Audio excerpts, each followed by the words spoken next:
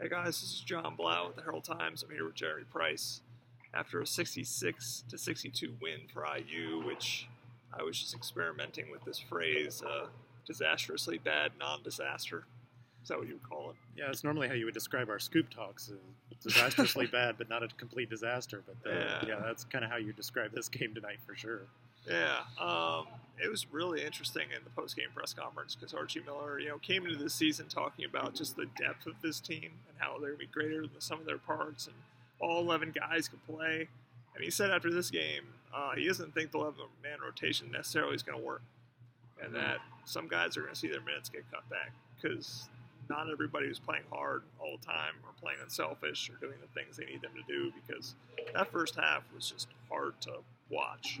Yeah, in many ways. The thing is that the deep rotation doesn't explain the lack of effort and energy, because what a deep rotation is supposed to enable you to do is every guy knows that he has to go as hard as he can while he's in there because he's going to get a rest. So you don't have to save anything like when you're playing 6 or 7 guys like Northwestern, who only had 7 scholarship guys available tonight. And so that may be something that he needs to do for the effectiveness of this team, because there are clearly some guys that are searching and trying to figure out what they're supposed to be doing while they're in there, and we've kind of reached the point where IU doesn't have time for them to figure things out while they're in the game. So from that standpoint, I mean, I'm not saying Archie's wrong, because I agree with it from that standpoint. Just the concerning thing to me was the energy and effort level, just the total listlessness of this team prior to those last 11 minutes. And that doesn't matter whether you're playing 5 guys or 11 guys. There's got to be there's another fix for that. Yeah. Devontae Green was one of them. It was 0-6, and he played 6 minutes in the second half, and we didn't really see him at the end of the game. Race Thompson played 2 minutes in the second half.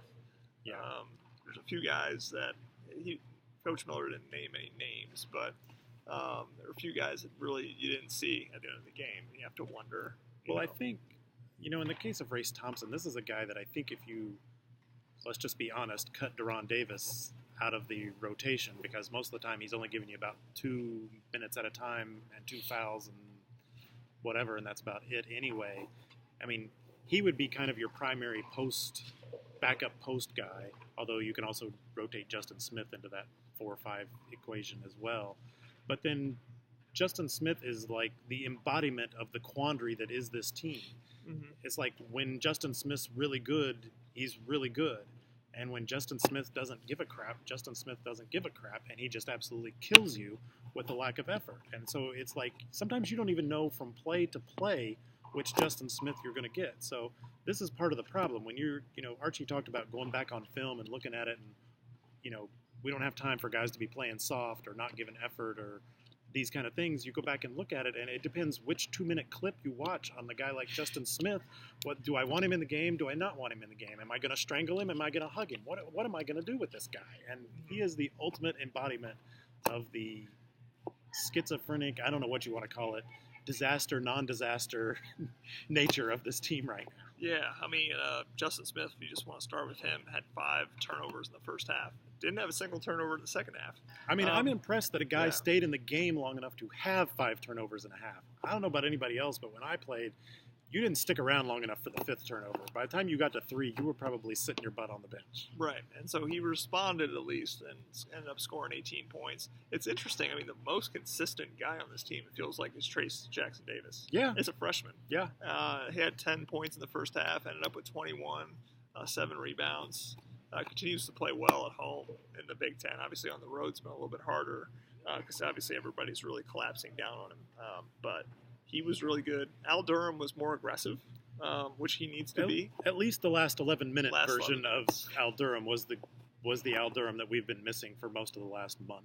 Right. He wasn't hitting from the field. I mean, he was 2 of 7 from the field, but he was 11 of 12 from the free throw line, especially down the stretch.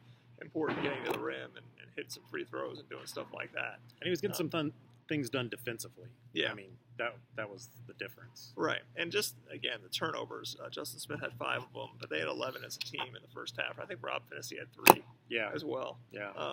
And they cut down on those in the second half. They ended up with 16, so they had 5 in the second half. But still, you get 16 turnovers to 11 assists. And that's going to be part of the reason why Northwestern was able to hang around as much as they were. And that's the question. Where does the leadership on this team come from, and particularly when it comes to the guard position? Because we all know by now in college basketball, you are really only as good as your guard play. And right now, Indiana's guard play stinks. It just stinks. It just does. That last 11 minutes, Al Durham was decent enough. Devontae Green was mostly sitting on the bench. Rob Finney had some okay moments. I mean, he was better defensively than anything else. But where does it come from? What do you do? I mean, do you cut it down? I don't know. Does Devontae Green just play 2 or 3 minutes and you see if he hits a couple of shots, and if he doesn't, you go, forget this.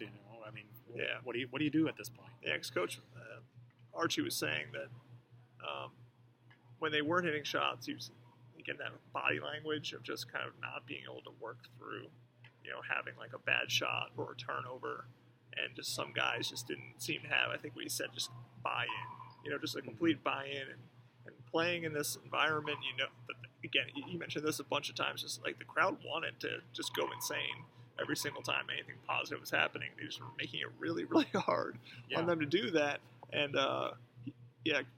Archie just wants to see this team, just give that effort all the time and push through 1 or 2 bad plays. But a lot of guys doesn't seem like can work through it right now. Right. They're too absorbed with a bad thing happens, and then all of a sudden they shut down, it seems like. Yeah, I mean, there's too many guys thinking about basketball for one thing, but if you play hard, that takes a lot of the thinking out of it, and that was the frustrating part for most of this game. Indiana had that 10-point lead in the first half, but it didn't feel like it was because Indiana was playing so hard. It was just Indiana is better than Northwestern. Let's be honest about it here. This is not a very good Northwestern team, and then they weren't playing very good defense at the start, but they kind of built that 10-point lead slowly and steadily and got a few turnovers, things. And then on top of that, you already weren't playing great, but then they somehow found a way to let up from that and blew that entire 10-point lead, wind up trailing by 3 at the half. I don't know. This team is mind-boggling and frustrating in every sense of those words. Yeah. I feel like you got Trace Jackson-Davis and Joey Brunk playing hard all the time. Joey Brunk had 12 rebounds, so he continues to have double-digit rebound games. But other than that, that's who is consistent beyond that is kind of the question. And that's the thing is, like I said, it's great that those guys are playing hard and giving you the most consistent effort, but it's really difficult for your 2 big guys to be the ones that pull everybody else along, because they're not the ones with the ball in their hands. They're not the ones, by and large, making the decisions.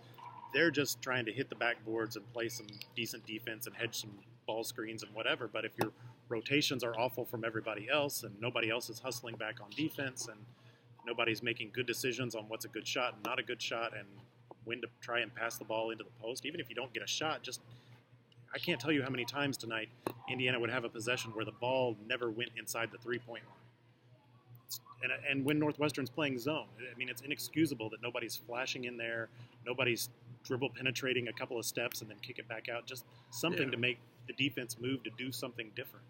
And that's what, Trace and Joey can't do those things. That's why you've got to have somebody on the perimeter leading that part of the game. Yeah, so I'd say a win's a win, but I think it's too hard to even say that with this one. A win is a win. Like you said, disaster was completely averted because, frankly, if you lost this game, I don't know, you might as well pitch this season in the garbage can because I don't know that there was any coming back if you lost this game. It would have been such a bad loss on the resume, too. It would have stained you even if you played 500 the rest of the way. It would be a big stain on any chance of getting in the NCAA tournament. It would certainly negate that Florida State win in a lot of ways, I think.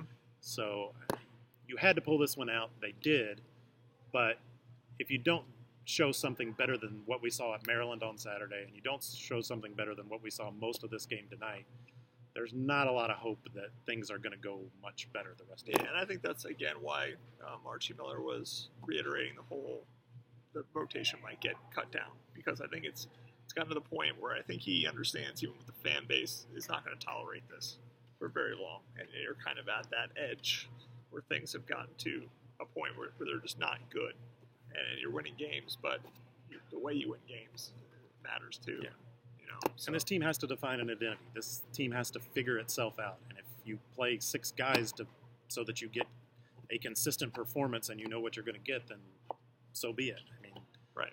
That's fair enough. But like I said, the problem is some of the guys that you're including in this cut-down rotation are also guys that have been part of the problem as well as the solution. So you've got to get consistency within that cut-down rotation. If you don't, it's not going to make that much difference. Right. So how it's going to work out, fascinating. We don't know. We'll see. Well, fascinating is the word I'd use, but morbidly fascinating. I don't know. And Saturday, Ohio State should be interesting for a myriad of reasons. Yes, it should. How they play. I mean, there's an Ohio State team that's not exactly coming in hot. I mean, right. they're stumbling themselves coming in and lost at Maryland, although not in the abject route sort of way that Indiana did. But it's certainly going to be an interesting day at Assembly Hall. Yeah, and if you've listened this long, I guess we can just say, I mean, there might be an interesting visitor, maybe. The rumors are out there. The rumors are out there. I'll just leave it at that. But as we all know, nothing is a done deal. Nothing is a done deal, so we're not going to even say. But, yeah. So Saturday should be interesting. We'll see you on Saturday. Whoever else does, we'll be here. Right. All right, so thanks for listening to that rant, and we'll see you later.